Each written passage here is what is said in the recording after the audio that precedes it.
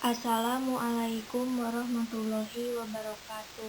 Saya Anggita Yunisa Maharani dengan NIM 20210621285. Nah, di sini saya akan menjelaskan mengenai kompetensi dasar 3.8 tentang menganalisis siklus air dan dampaknya pada peristiwa di bumi serta kelangsungan makhluk hidup.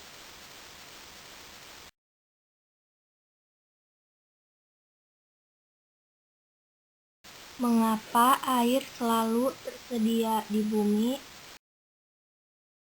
Di slide 3 ini menjelaskan terjadinya siklus air.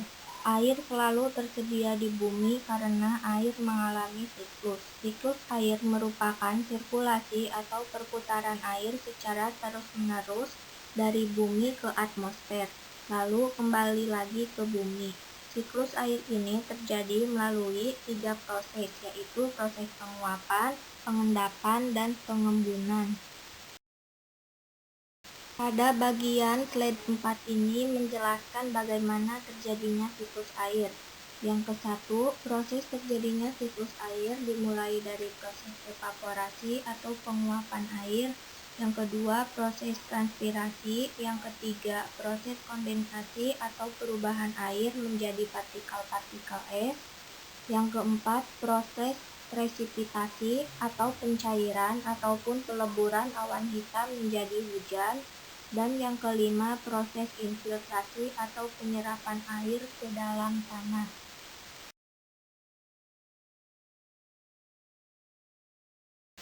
Tahapan siklus air. Yang ke-1, evaporasi. Evaporasi atau penguapan air adalah proses di mana air yang ada di laut, rawa, samudra, dan lainnya menguap akibat adanya pemanasan dari sinar matahari.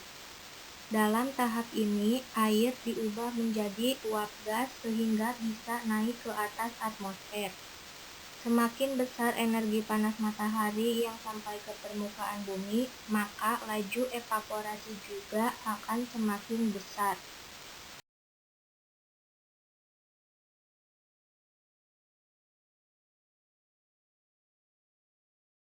Yang kedua yaitu transpirasi.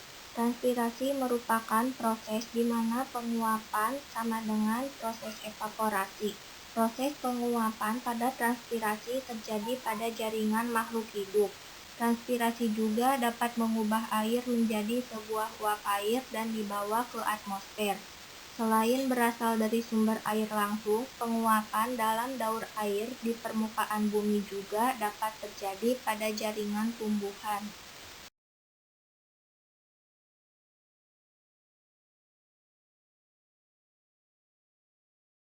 Yang ketiga yaitu evapotranspirasi. Evapotranspirasi adalah gabungan dari dua tahapan, yaitu tahapan evaporasi dan transpirasi. Pada proses evapotranspirasi ini sering disebut sebagai proses pentotalan penguapan air di permukaan bumi.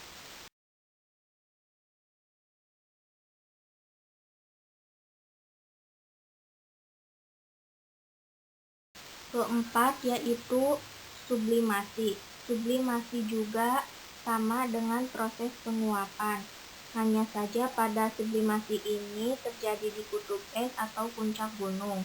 Sublimasi adalah proses di mana es dapat berubah menjadi uap air tanpa lebih dulu berada dalam fase cair. Sumber utama air dari proses sublimasi ini yaitu lapisan es dari kutub utara, kutub selatan, dan es di pegunungan. Dalam daur air ini, sublimasi merupakan proses yang lebih lambat dari penguapan. Yang kelima yaitu kondensasi. Kondensasi adalah proses di mana berubahnya air menjadi sebuah partikel es akibat adanya suhu udara yang rendah, sehingga akhirnya membentuk sebuah awan yang tebal. Ketika air menguap menjadi uap air, maka air tersebut akan naik ke lapisan atas atmosfer. Di ketinggian tertentu, uap air akan berubah menjadi partikel es yang berukuran sangat kecil karena adanya pengaruh suhu udara yang rendah. Kemudian, partikel-partikel es tersebut akan saling mendekati antara satu dan yang lainnya, bersatu kemudian membentuk sebuah awan dan kabut di langit.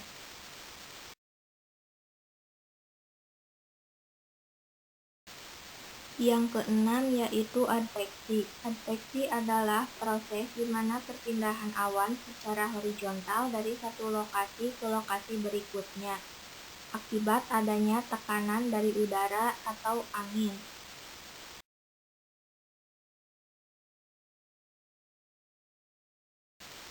Yang ketujuh yaitu presipitasi. Presipitasi adalah proses di mana pencairan atau peleburan awan hitam sehingga jatuh menjadi sebuah hujan.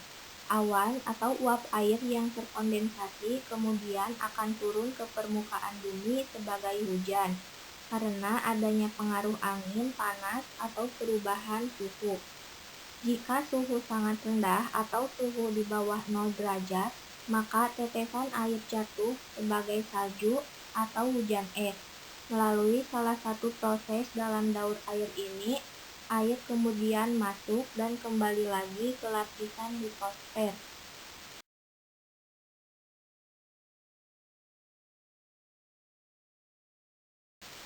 Yang kedelapan yaitu runoff. Runoff atau limpasan air adalah proses di mana mengalirnya air hujan ke sebuah sungai, samudra, danau, dan saluran air lainnya. Air akan berpindah dan bergerak menuju ke tempat yang lebih rendah melalui saluran-saluran air, seperti sungai dan got hingga kemudian masuk lagi ke danau, laut, dan samudra. Pada tahap daur air ini, kemudian air akan masuk dan kembali lagi ke lapisan hidrosfer.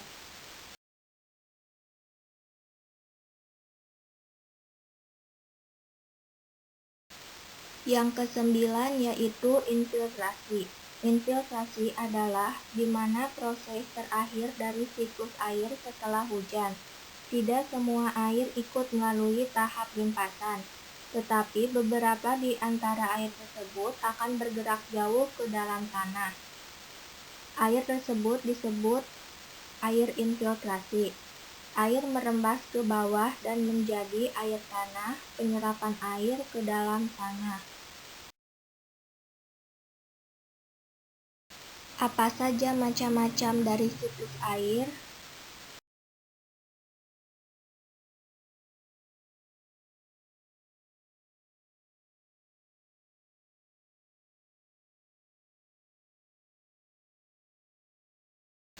Macam-macam siklus air ada 3. Yang ke-1 siklus pendek atau siklus kecil, yang kedua siklus sedang, dan yang ketiga siklus panjang atau besar.